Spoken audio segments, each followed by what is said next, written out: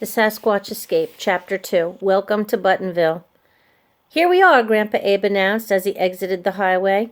The sign at the side of the road read, "Welcome to Buttonville, the nicest town on earth."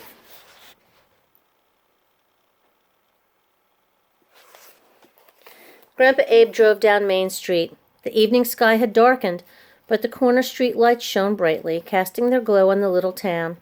Ben frowned. It didn't look like the nicest town on earth. It looked like the saddest town on earth. There were no bright awnings, no corner fruit stands, no sidewalk tables where people sipped fancy drinks.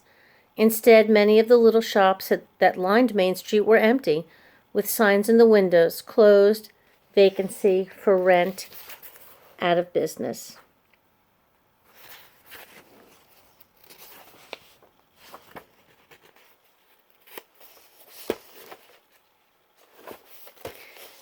"This town hasn't been the same since the button factory shut down," Grandpa Abe explained.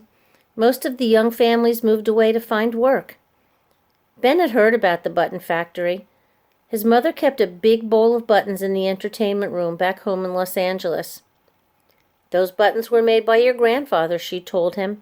"He worked in a button factory most of his life." "How come the button factory shut down?" Ben asked, peering over the seat.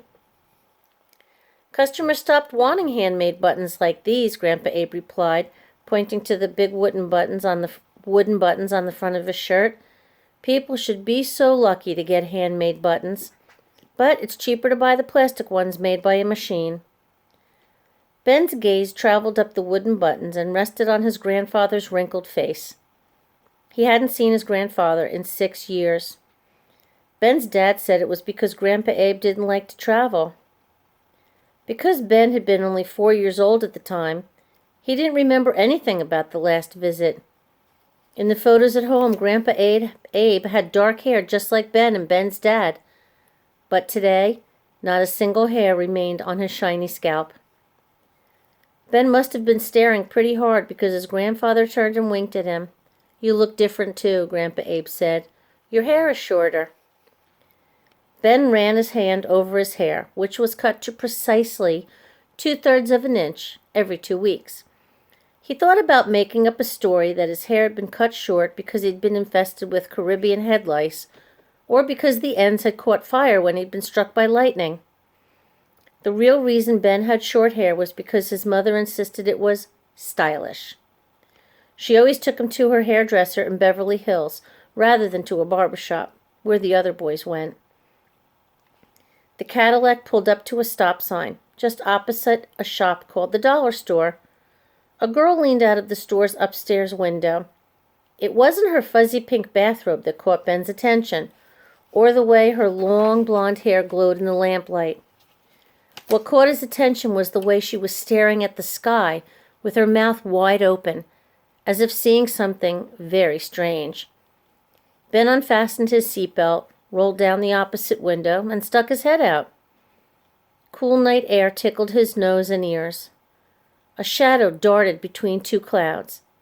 A shadow with enormous wings and a long rope-like tail. If Ben had blinked, he would have missed it.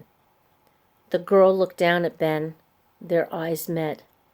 She'd seen it too. Then she mouthed a single word before disappearing behind the curtains. "You want me to catch a cold?" Grandpa Abe complained. As Ben closed the window and buckled his seatbelt, Grandpa Abe drove through the intersection and turned onto a side street. Ben wrapped his arms around the hamster cage again. He wasn't an expert at reading lips, but he was pretty certain he knew what word the girl had said. Dragon.